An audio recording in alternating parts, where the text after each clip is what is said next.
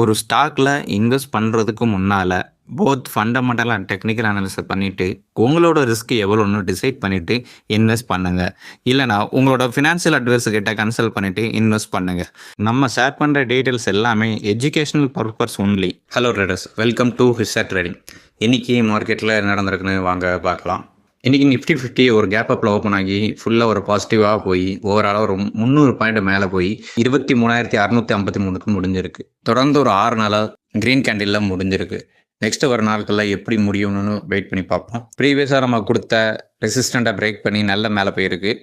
அடுத்து வர நாட்களையும் அது எப்படி இருக்கும்னு நம்ம வெயிட் பண்ணி பார்ப்போம். அடுத்த ரெசிஸ்டன்ட் அண்ட் சப்போர்ட் நம்ம திருப்பி நம்ம போடுவோம். நிஃப்டியில் இன்றைக்கி அட்வான்ஸாக 41 பங்குகளும் டிக்ளைனாக 9 பங்குகளும் ட்ரேட் ஆகி முடிஞ்சிருக்கு. ஓவராலாக மார்க்கெட்டில் பார்க்கும்போது 1265 பங்குகள் அட்வான்ஸ் ஆகும், 1082 பங்குகள் டிக்ளைன் ஆகும் நீங்கள் ட்ரேட் ஆகி முடிஞ்சிருக்கு. 52 வீக் லோன்னு பார்க்கும்போது 62 பங்குகளும், 52 வீக் ஹைன்னு பார்க்கும்போது 53 பங்குகளும் ட்ரேட் ஆகி முடிஞ்சிருக்கு. இன்றைக்கி அப்பர் சர்க்கியூட்டில் 202 பங்குகளும் ட்ரேட் ஆகி முடிஞ்சிருக்கு. லோயர் சர்க்கியூட்டில் 74 பங்குகளும் ட்ரேட் ஆகி முடிஞ்சிருக்கு. நிஃப்டி 50ல் இன்றைக்கி கெய்னர் பார்க்கும்போது கோட்டாக் மஹிந்திரா பேங்க் ஒரு நல்ல ஹை கொடுத்து 4.86%, NTPC ஒரு 4.47% ட்ரேட் ஆகி முடிஞ்சிருக்கு. அது போக SBI, tech Mahindra, power grid தலா ஒரு 3% மேலே போயிருக்கு. இன்றைக்கி லூசர்னு நம்ம பார்க்கும்போது இண்டஸ்இண்ட் பேங்க் ஒரு 3% வேறு இன்றைக்கி கீழே இறங்கியிருக்கு.